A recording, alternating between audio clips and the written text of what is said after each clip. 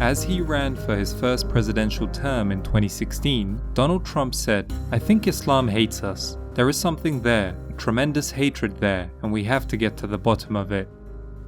Upon being elected, Trump signed an executive order barring the citizens of 7 Muslim-majority countries from entering the US.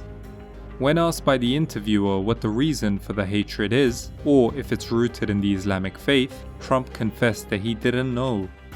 Whilst Trump's claims of hatred may be hyperbole, there certainly is resentment towards America amongst many Muslim societies. Trump's ignorance on the cause of the anger may not be surprising given his track record, but thankfully the pages of history tell us a very different story. One that is filled with CIA-engineered regime change, invasions that led to hundreds of thousands of civilian deaths, economic exploitation, and consistent hypocrisy about human rights. Today, we seek to answer his question, why do Muslims hate America?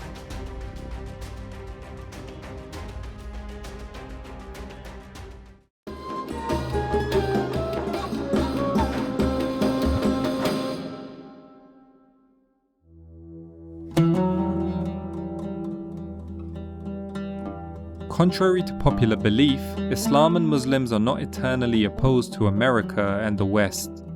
In fact, there have been many instances where Muslim states and peoples had high opinions of the United States. For example, the first country to recognize the independence of the United States was Morocco. Later, after World War I, a survey taken of the Arabs in the Levant found that they desired an independent, unified state, but if a mandate was necessary, then they preferred the US to Britain and France. This was because America was perceived as an anti-colonial country that could have been an alternative to the European imperialists who caused untold tragedy on Muslim lands. Even in 1956, the United States had forced Britain, France, and Israel to withdraw their troops from Egypt and accept Jamal Abdel Nasser's nationalization of the Suez Canal, further contributing to America's positive reputation amongst many Muslims. But beginning in the second half of the 20th century, America's status as a global superpower and its intense capitalism created a constant clash with the Islamic world. The US's insatiable need for oil conflicted with the aspirations of many Muslims to control their own resources and, by extension, their futures. Later, Muslim politicians and thinkers would come up with ideological explanations that would cement opposition to America, just as American public figures, particularly those influenced by Zionism, would purport that Western and Islamic civilizations were diametrically opposed to each other. The many explanations for the clash of civilizations fail to recognize that the intense hatred some Muslims have for America is not centuries old, but a result of recent events. In this video, I will detail how political events in the Middle East over the last 80 years have soured the Muslim opinion of the USA. These events are the American-backed coup d'etat in Iran 1953, American assistance to Israel during the 1973 Yom Kippur War, America's stationing of troops in the Arabian Peninsula and the war against Iraq in 1990 and 1991, and last but not least, the War on Terror and America's invasion and occupation of Iraq in 2003.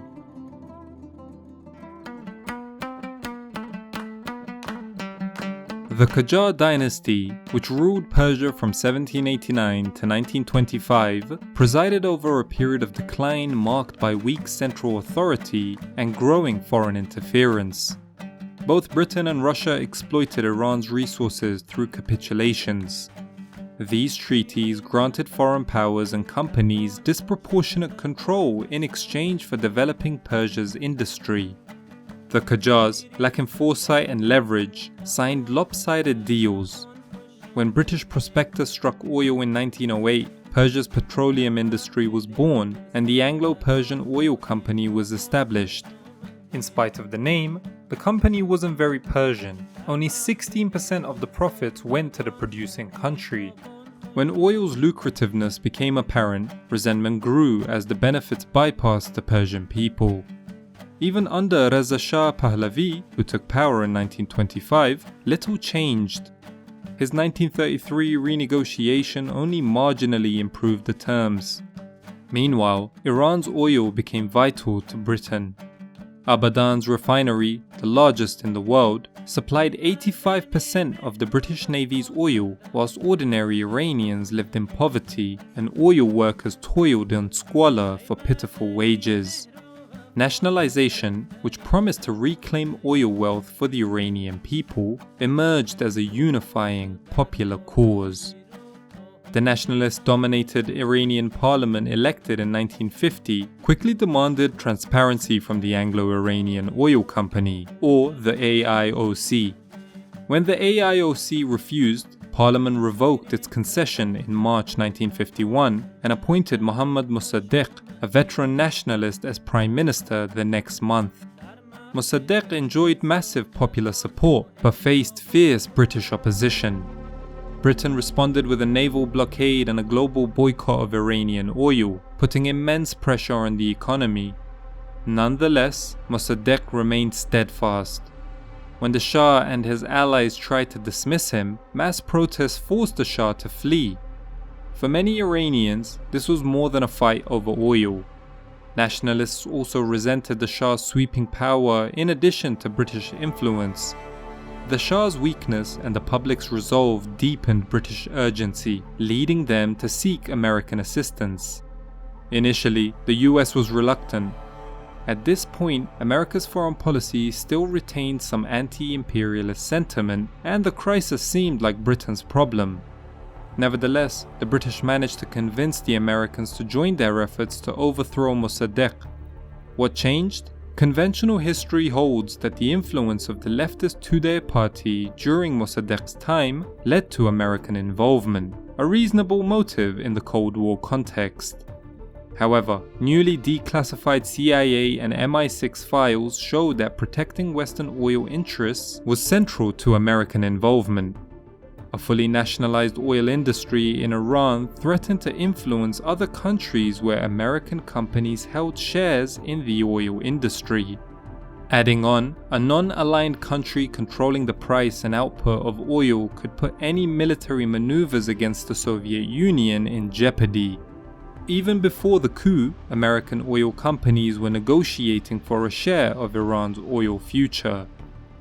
Operation Ajax, a joint CIA-MI6 effort, involved enlisting royalist Iranians, bribing Iranian officials, planting propaganda, and staging civil unrest.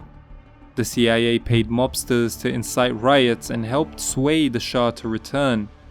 Western media smeared Mossadegh as unstable, while local press, funded by the CIA, vilified him, a task that was made easier due to some of his authoritarian measures being unpopular with many Iranians anyway. On August 19, 1953, the coup succeeded after street clashes killed 200 to 300 people. Mossadegh's cabinet was dismantled, some members were executed, and Iran's democratically elected leader was imprisoned. The Shah returned to absolute power, relying on repression to maintain control. His regime executed political prisoners and used torture extensively through Savak, the secret police.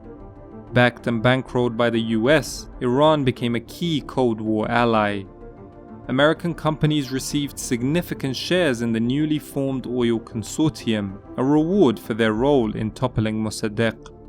Ultimately, the Shah's authoritarian rule, economic failures, and lack of legitimacy, compounded by his Western backing, led to his downfall in the Iranian Revolution in 1979. The new Islamic Republic's hostility toward the US stems in part from this history. For many Iranians, the 1953 coup and its aftermath explains why Marg bar Amrika, death to America, remains a powerful and enduring slogan.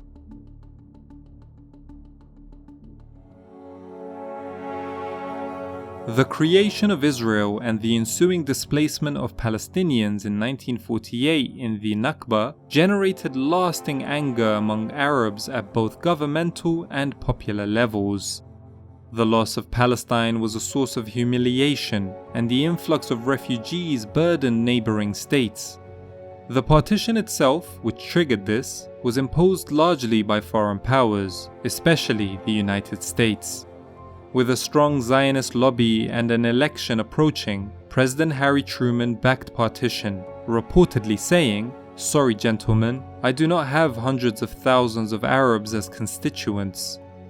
US officials lobbied and pressured other countries, even threatening aid cuts, in order to secure the two-thirds majority needed for the resolution on partition to pass at the UN.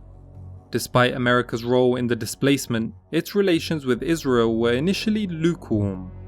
The US remained neutral during the 1948 war and forced Israel to retreat from the Sinai during the 1956 Suez Crisis. At the time, US policy was more balanced. One CIA attaché in Amman noted his assistance to Jordan, while CIA colleagues in Tel Aviv supported Israel. The period after the 1967 Six-Day War saw deepening ties between the US and Israel. America's Zionist lobby helped promote the myth of Israel as a weak state surrounded by hostile Arabs, encouraging unconditional US support.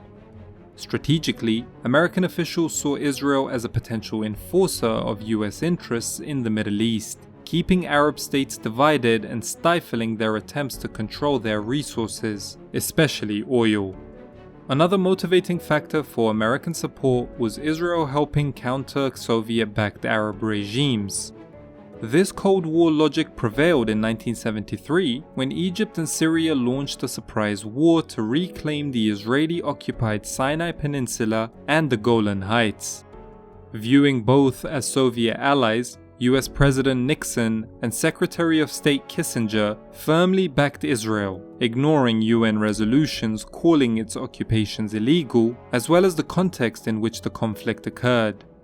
Though the Arab forces had initial success, Israel regained momentum. They fought Egypt to a stalemate and pushed the Syrians further back into their territory. A key factor was US military aid. Israel requested $800 million in arms, $5.6 billion today, but President Nixon approved a $2.2 billion airlift, roughly $16 billion today. America's role in reversing Arab gains entrenched a pattern of uncritical support for Israel, in spite of the continuing occupation of Palestinian land. This, alongside constant human rights violations, particularly the ongoing genocide in Gaza, has fueled Muslim hostility toward the US for decades. One major consequence of the 1973 war was the oil embargo led by Saudi King Faisal. A staunch pan-Islamist and supporter of Palestine, Faisal had long considered using oil as leverage. The occupation of Jerusalem in 1967 deeply affected him. A relative reported that he rarely smiled from the day it occurred. Outraged by US support for Israel, he led Arab OPEC members in cutting oil production and embargoing pro-Israel countries, especially the USA. Oil prices quadrupled, bringing great wealth to OPEC states. The embargo was lifted after partial Israeli withdrawals and Egyptian President Anwar Sadat's assurance that the American stance was becoming more balanced. Faisal's reputation soared in the Muslim world. Beyond his foreign policy, he modernized Saudi Arabia, industrializing, abolishing slavery, and expanding education, including for women. Yet these reforms angered Wahhabis, a prominent group in the Kingdom of Saudi Arabia that believes in literal and hardline interpretations of Islam. In 1965, they violently protested the establishment of TV stations in the kingdom, for they viewed depicting human faces as haram. Among them was Prince Khalid, a nephew of Faisal, killed by a policeman during an attack on a station. His brother, Prince Faisal ibn Musaid, later assassinated the king in 1975. Though mental illness and resentment over his brother's death offer reasonable explanations for the murder, the prince's previous residence in the US and the king's bold stance led to suspicions of foul play throughout the Muslim world. The king's death was widely blamed on the CIA, reinforcing anti-American sentiment. His successors, under growing Wahhabi influence and flush with oil wealth, began exporting this puritanical interpretation abroad. However, it was not in Saudi Arabia, but in Afghanistan, where militant Wahhabism would reach its zenith.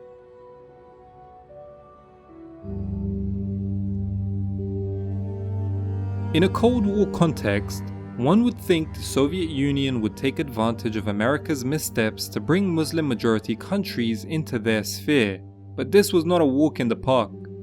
The Soviet Union's anti-imperialist stance won it some allies in the Muslim world, but many viewed communism as fundamentally incompatible with Islam. Soviet officials interpreted Marx's quote about religion being the opium of the masses as a justification to suppress religion, viewing it as a tool of oppression. As a result, Islam and religious Muslims were harshly persecuted, which made countries like Saudi Arabia and Pakistan wary of Soviet influence. On the other hand, some people living in the Muslim world, including Afghan communists, saw religious institutions as outdated and sought change. In 1978, Afghan communists violently seized power and launched sweeping reforms that many saw as attacks on Afghan culture and Islam. They struggled to maintain control against religious insurgents known as the Mujahideen and called for Soviet intervention, which came at the end of 1979. The Soviets invaded, assassinated the president, and installed a loyal replacement. Motivations remained debated, since the Soviets had refused to militarily intervene in Afghanistan the previous year. The answer may have to do with the Islamic Revolution in Iran. Had Khomeini's ideology spread to neighboring Afghanistan, Islamism could potentially inspire Afghanistan's neighbors in Muslim-majority Soviet Central Asia. However, the invasion backfired. An atheist army on Muslim soil defending an unpopular regime was met with fierce resistance. The Soviet military responded with torture, bombings, and massacres, fueling Islamist fervor. Afghans of all backgrounds fought back using guerrilla tactics in difficult terrain, earning the war the nickname the Soviets' Vietnam. For the US, the Mujahideen became a proxy to weaken the USSR. President Reagan praised them as freedom fighters, and billions of dollars in CIA aid flowed to them, coordinated by Saudi and Pakistani intelligence. The Muslim world largely supported the fight, both financially and with volunteers. The two most important Afghan Arabs were the Palestinian Abdullah Azzam and the Saudi Osama bin Laden. Azzam, born near Jenin, Palestine in 1941, was expelled to Jordan after the Six-Day War. He was an excellent and eloquent student who pursued religious education in Jordan, Syria, and Egypt, later teaching in Saudi Arabia. Viewing both his homeland and Afghanistan as occupied Muslim lands, he argued that jihad was a religious obligation for every physically able man. His call was backed by Saudi Arabia's top cleric, Ibn Baz. Bin Laden, an heir to Saudi Arabia's largest construction empire, joined Azzam's efforts, funding and organizing fighters while liaising with Saudi intelligence. What began as Maktab al-Khadimat, Office for Services, evolved into Al-Qaeda by 1988. In the end, the Mujahideen successfully expelled the Soviets from Afghanistan. While Azzam was assassinated right after their triumph, bin Laden returned home to a hero's welcome.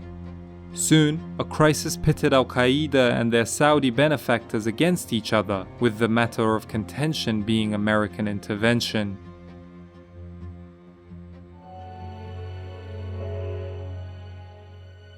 Along with scaring the Soviet Union, Iran's Islamic Revolution scared almost everyone else.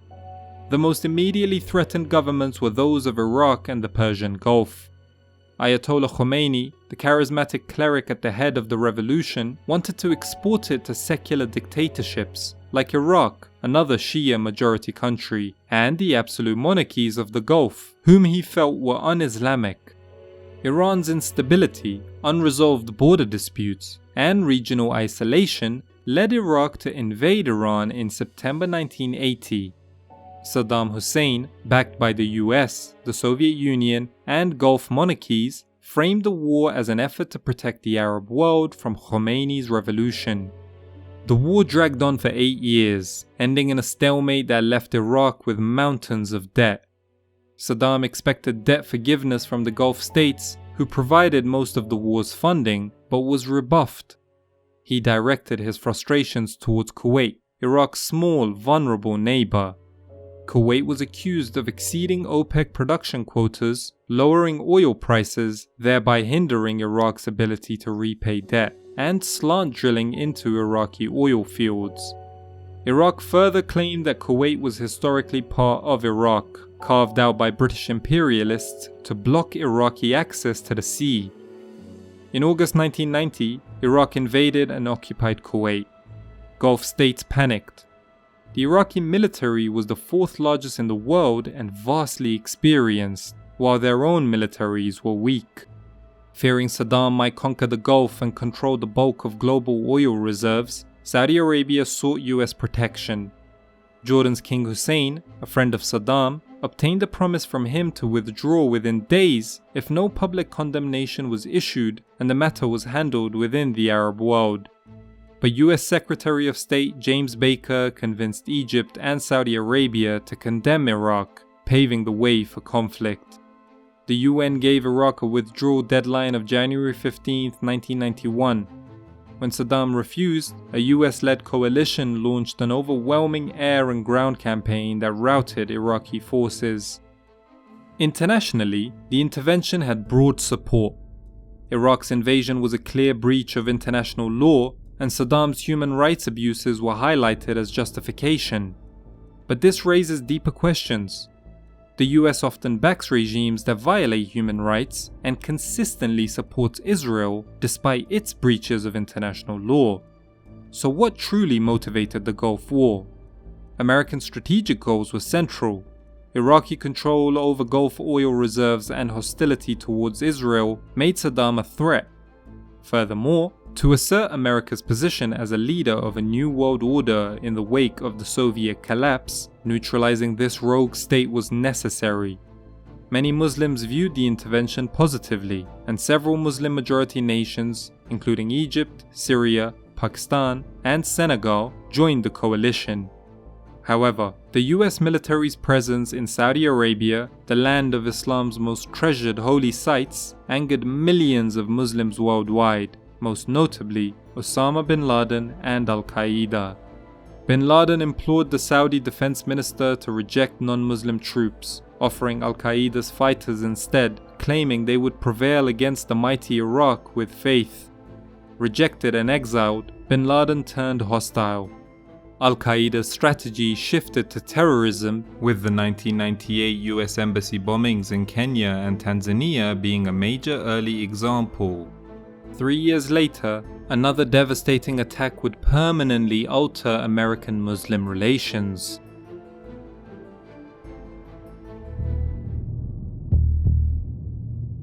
On September 11, 2001, fighters from Al-Qaeda hijacked planes and flew them into the World Trade Center and the Pentagon, killing almost 3,000 people. The attack sent shockwaves around the world. After the Cold War, the US stood as the sole superpower, enjoying economic prosperity. A golden decade known as the Roaring 90s ended with 9/11. A terror attack of this scale on American soil was unprecedented, so fear and anger spread rapidly. Al-Qaeda's leadership claimed the attack aimed to halt US foreign policies that harmed Muslims, support for Israel, sanctions on Iraq, and backing for Middle Eastern autocracies. In a recording, bin Laden cited America's support for Israel's invasion of Lebanon as a turning point. "We should destroy towers in America so that they taste some of what we tasted." Instead, 9/11 worsened American perceptions of Muslims and Arabs. For many, this was their first introduction to Islam. In the wake of the attacks, President George W. Bush rallied the public and threatened the Taliban, a radical Islamist organization that ruled Afghanistan, to hand over bin Laden or face consequences. When they refused, the US invaded Afghanistan and overthrew them. Approval of Bush soared, but economic troubles in 2002 caused a decline in his popularity. Soon, Bush and his officials turned to Iraq, accusing Saddam Hussein of developing weapons of mass destruction and supporting Al-Qaeda.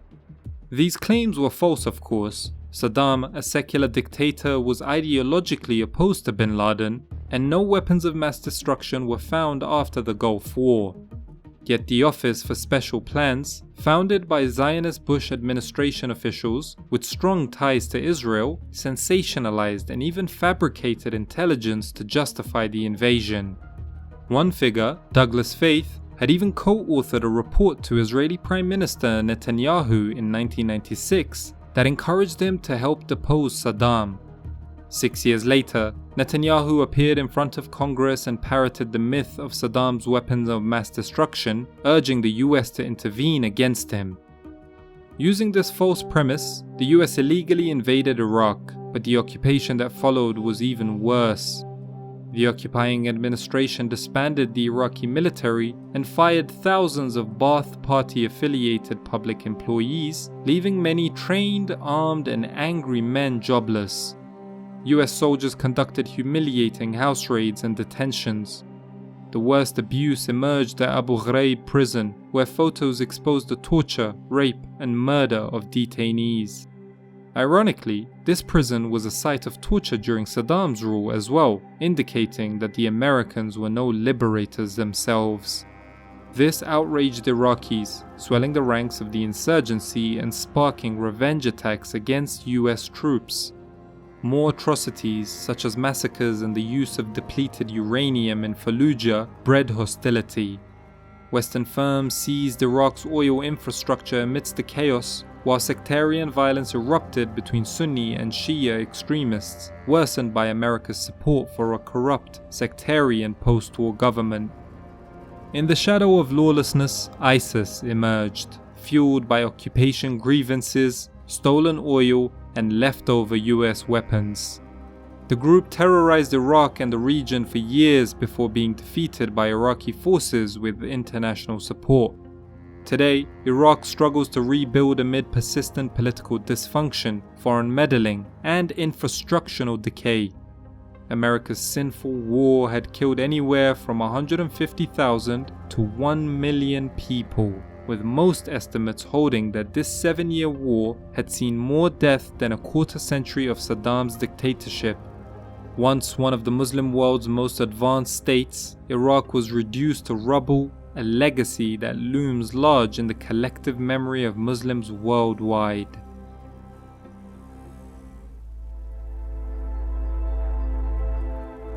It is undeniable that swathes of Muslims around the world despise America, and while many distinguish between White House officials and the average Joe, others view them as one and the same.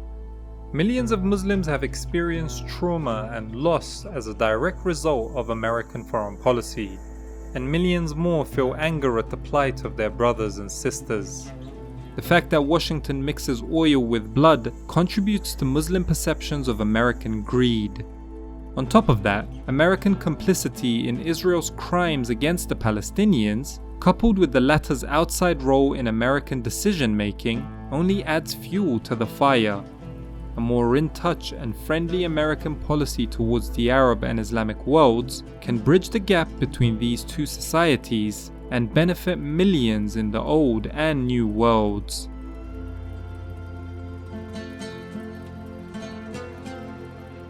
Thank you guys for watching.